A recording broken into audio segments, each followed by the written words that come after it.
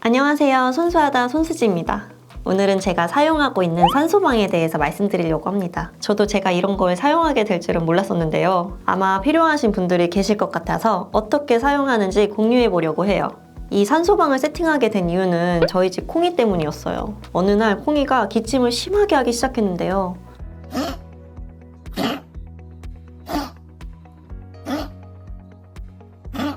아주 간혹 거의 기침을 했었던 아이라 저러다 말겠지 했었거든요. 그런데 계속 밤에 잠을 못 잘 정도로 기침을 하고 호흡하는 걸 힘들어 하더라고요. 점점 기력도 없어지고 저러다 저희 콩이가 잘못될 것 같았어요.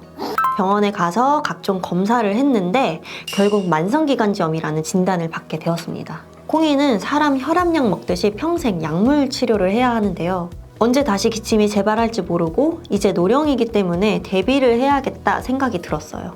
저는 수의사 선생님께 산소 발생기를 추천받았었는데요.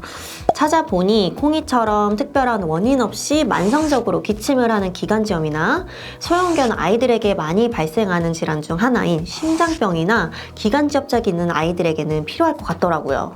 심장병에서는 대표적으로 혈액이 역류해서 심장의 크기가 비대해지는 이천판 폐쇄 부전증이 있는데요. 주변에 보면 생각보다 많이 걸립니다. 증상이 나타나는 C단계에서는 폐부종이나 호흡곤란, 호흡 발작이 올 수도 있고요. 그리고 컨디션에 따라서도 호흡이 힘들어질 수도 있습니다. 기관지압작은 기도가 좁아져서 호흡에 문제가 생기는 질환인데요. 킥킥거리는 거의 기침을 하는 경우가 많은데 이런 기침은 한 번 반복하면 계속 이어질 확률이 높고 심한 기침을 많이 하다 보면 결국에는 호흡곤란으로 이어지는 거죠.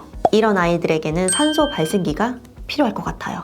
산소 발생기는 호흡곤란을 겪는 반려견들에게 고농도의 산소를 공급해주는 의료기기이고요. 그러니까 공기 중에 있는 이 산소를 이 기기가 흡입을 해서 공기 중의 질소를 걸러내서 90% 이상의 고농도 산소를 만들어주는 거죠.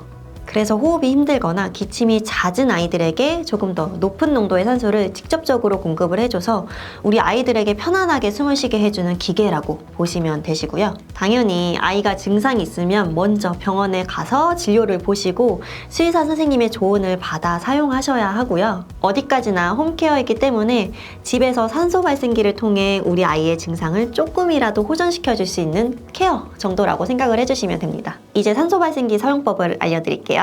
제가 쓰는 산소 발생기는 이렇게 생겼고 NF 포터블이라는 제품인데요. 사람용이라 저도 가끔 씁니다. 아이를 넣을 수 있는 산소방은 아크릴 케이스로 양면과 윗뚜껑이 열리고 공기 구멍이 뚫려 있는 디자인이에요.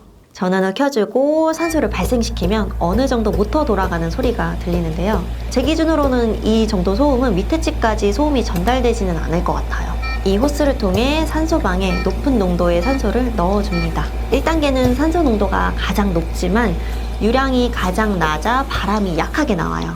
총 5단계까지 세팅할 수 있고 단계가 높아질수록 산소 농도는 낮아지고 유량은 높아져서 바람이 세게 나옵니다. 저는 1단계로 산소 농도를 가장 높게 사용하고 있고요.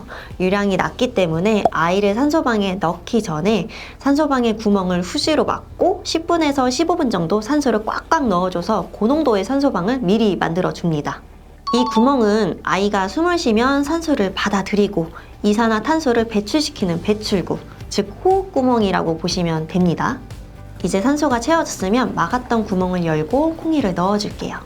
워낙 답답한 걸 싫어하는 아이라 거부 반응이 있을 줄 알았는데 생각보다 기특하게 잘 있어줬어요. 이렇게 간식도 먹고요. 편안해졌는지 누워도 보네요. 산소방은 1시간에서 2시간 정도 사용이 권장되고요. 과도한 사용은 산소 중독을 일으킬 수 있기 때문에 적정 시간만 사용해 주시는 게 좋아요. 그리고 사용 중에는 아이의 상태를 지속적으로 관찰을 해주셔야 합니다. 아이가 불편해하거나 스트레스 징후를 보이면 즉시 사용을 중단해 주세요. 만약 산소방에 아이가 들어가는 걸 너무 거부한다면 네카라나 종이컵으로 산소를 공급해주는 방법도 있어요. 이 세수할 때 쓰는 헤어캡을 네카라에 씌우는 거예요. 그리고 산소 호스를 넣어주는 방법이고요. 당연히 호흡구멍은 뚫어주시고요. 그리고 종이컵에 구멍을 뚫어 호스를 끼워 직접적으로 코앞에 대주는 방법도 있어요. 아이의 상황에 맞게 활용해 보셔도 좋을 것 같아요. 오늘은 건강에 적신호가 온 아이들을 위한 산소 발생기에 대한 영상을 준비해보았어요. 언제나 아가 같았던 저희 콩이도 이제 어느덧 노령에 접어들었네요. 저에게 너무너무 소중한 콩이를 위해 최선을 다해 케어를 해볼 생각입니다. 더욱 세심한 관리가 필요한 심장병이나 기관지 협착증과 같이 만성질환을 가진 아이들에게 도움이 되었으면 좋겠고요. 도움이 되었다면 좋아요와 구독 한 번씩 눌러주세요. 다음에 또 만나요. 안녕!